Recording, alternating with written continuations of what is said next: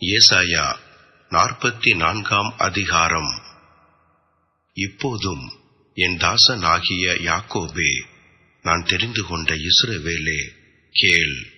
உன்னை உண்டாக்கினவரும் தாயின் கர்ப்பத்தில் உன்னை உருவாக்கினவரும் உனக்கு துணை செய்கிறவருமாகிய கர்த்தர் சொல்லுகிறதாவது: என் தாசனாகிய யாக்கோபே, நான் தெரிந்து கொண்ட யெஷூரனே, பயப்படாதே.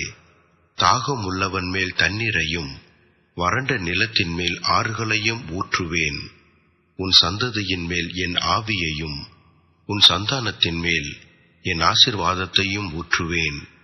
அதனால் அவர்கள் புல்லின் நடுவே நீர்க்கால்களின் ஓரத்தில் உள்ள அலரி செடிகளைப் போல வளருவார்கள். ஒருவன் நான் கர்த்தருடையவன் என்பான். ஒருவன் யாக்கோபின் பெயரை தெரிந்து கொள்வான். ஒருவன் நான் கர்த்தருடையவன் என்று கையெழுத்து போட்டு இஸ்ரவேலின் நாமத்தை தரித்துக் கொள்வான். நான் முந்தினவரும் நான் பிந்தினவரும் தானே, என்னை தவிர தேவன் இல்லை என்று இஸ்ரவேலின் ராஜாவாகிய கர்த்தரும் சேனைகளின் கர்த்தராகிய அவனுடைய மீட்பரும் சொல்லுகிறார். பூர்வ காலத்து ஜனங்களை நான் ஸ்தாபித்தது முதற்கொண்டு என்னைப் போல எதையாகிலும் வரவழைத்து இன்னதென்று முன்னறிவித்து எனக்கு முன்னே வரிசையாக நிறுத்தத்தக்கவன் யார்? நிகழ் காரியங்களையும் வருங்காரியங்களையும் தங்களுக்கு அவர்கள் அறிவிக்கட்டும். நீங்கள் கலங்காமலும் பயப்படாமலும் இருங்கள்.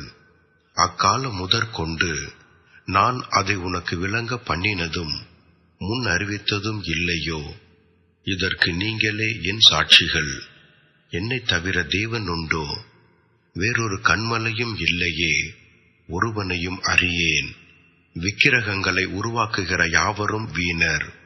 அவர்களால் இச்சிக்கப்பட்டவைகள் ஒன்றுக்கும் உதவாது. அவைகள் ஒன்றும் காணாமலும் ஒன்றும் அறியாமலும் இருக்கிறதென்று தங்களுக்கு வெட்கம் உண்டாக அவைகளுக்கு தாங்களே சாட்சிகளாயிருக்கிறார்கள். ஒன்றுக்கும் உதவாத தெய்வத்தை உருவாக்கி விக்கிரகத்தை வார்ப்பிக்கிறவன் எப்படிப்பட்டவன்? இதோ அவனுடைய கூட்டாளிகள் எல்லாரும் வெட்கமடைவார்கள். தொழிலாளிகள் நர ஜீவன்கள் தானே. அவர்கள் எல்லாரும் கூடி வந்து நிற்கட்டும். அவர்கள் ஏகமாய் திகைத்து வெட்கப்படுவார்கள். கொல்லன் இரும்பை குறட்டால் இடுக்கி உலையிலே காய வைத்து சுத்திகளால் அதை உருவாக்கி தன் புய பலத்தினால் அதை பண்படுத்துகிறான். பட்டினியாயிருந்து பலனற்று போகிறான்.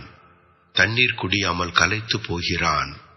தச்சன் நூல் பிடித்து மட்ட பலகையால் மரத்துக்கு குறி போட்டு உளிகளினால் உருப்படுத்தி கவராசத்தினால் அதை வகுத்து மனுஷ சாயலாக மனுஷ ரூபத்தின்படி உருவமாக்குகிறான்.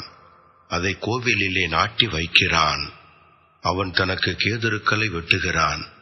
ஒரு மருத மரத்தையாவது ஒரு கர்வாலி மரத்தையாவது தெரிந்து கொண்டு காட்டு மரங்களிலே பெலத்த மரத்தை தன் காரியத்துக்காக வளர்க்கிறான்.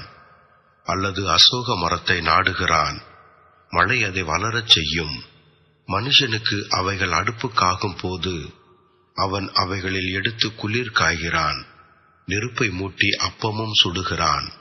அதனால் ஒரு தெய்வத்தையும் உண்டு பண்ணி அதை பணிந்து கொள்ளுகிறான். ஒரு விக்கிரகத்தையும் அதனால் செய்து அதை வணங்குகிறான். அதில் ஒரு துண்டை அடுப்பில் எரிக்கிறான். ஒரு துண்டினால் இறைச்சியை சமைத்து புசித்து பொரியலை பொரித்து திருப்தி ஆகி குளிரும் காய்ந்து ஆஹா அனலானேன், நெருப்பை கண்டேன் என்று சொல்லி அதில் மீதியான துண்டை தனக்கு விக்கிரக தெய்வமாகச் செய்து அதற்கு முன் விழுந்து அதை வணங்கி, நீ என் தெய்வம், என்னை ரட்சிக்க வேண்டும் என்று அதை நோக்கி மன்றாடுகிறான். அறியாமலும் உணராமலும் இருக்கிறார்கள். காணாதபடிக்கு அவர்கள் கண்களும் உணராதபடிக்கு அவர்கள் இருதயமும் உணராதபடிக்கு அவர்கள் இருதயமும் அடைக்கப்பட்டிருக்கிறது. அதில் பாதியை அடுப்பில் எரித்தேன். அதன் தழலின் மேல் அப்பத்தையும் சுட்டு இறைச்சியையும் பொரித்து புசித்தேன். அதில் மீதியான துண்டை நான் அருவருப்பான விக்கிரகமாக்கலாமா, ஒரு மரக்கட்டையை வணங்கலாமா என்று சொல்ல தன் மனதில் அவனுக்கு தோன்றவில்லை. அம்மாத்திரம் அறிவும் சொரணையும் இல்லை. அவன் சாம்பலை மேய்கிறான். வஞ்சிக்கப்பட்ட மனம் அவனை மோசப்படுத்தினது.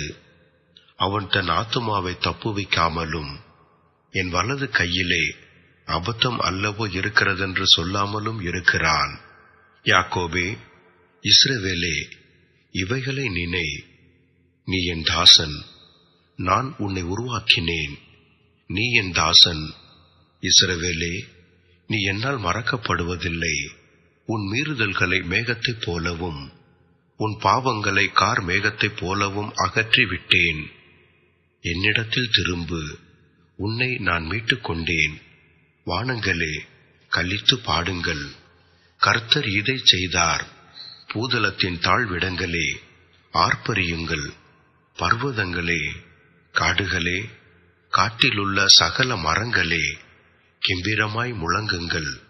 கர்த்தர் யாக்கோபை மீட்டு இஸ்ரவேலிலே மகிமைப்படுகிறார். உன் மீட்பெரும் தாயின் கர்ப்பத்தில் உன்னை உருவாக்கினவருமான கர்த்தர் சொல்லுகிறதாவது: நானே எல்லாவற்றையும் செய்கிற கர்த்தர். நான் ஒருவராய் வானங்களை விரித்து நானே பூமியை பரப்பினவர். நான் கட்டுக்கதைக்காரரின் குறிகளை அபத்தமாக்கி குறி சொல்லுகிறவர்களை நிர்மூடராக்கி ஞானிகளை வெட்கப்படுத்தி அவர்கள் அறிவை பைத்தியமாக பண்ணுகிறவர். நான் என் ஊழியக்காரரின் வார்த்தையை நிலைப்படுத்தி என் ஸ்தானாதிபதிகளின் ஆலோசனையை நிறைவேற்றி குடியேறுவாய் என்று எருசலேமுக்கும் கட்டப்படுவீர்கள் என்று யூதாவின் பட்டணங்களுக்கும் சொல்லி அவைகளின் பாழான ஸ்தலங்களை எடுப்பிப்பவர்.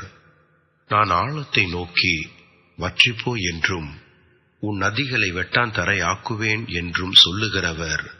கோரேசை குறித்து, அவன் என் மேய்ப்பன், அவன் எருசலேமை நோக்கி நீ கட்டப்படு என்றும் தேவாலயத்தை நோக்கி நீ அஸ்திவாரப்படு என்றும் சொல்லி எனக்கு பிரியமானதையெல்லாம் நிறைவேற்றுவான் என்று சொல்லுகிறவர் நான்.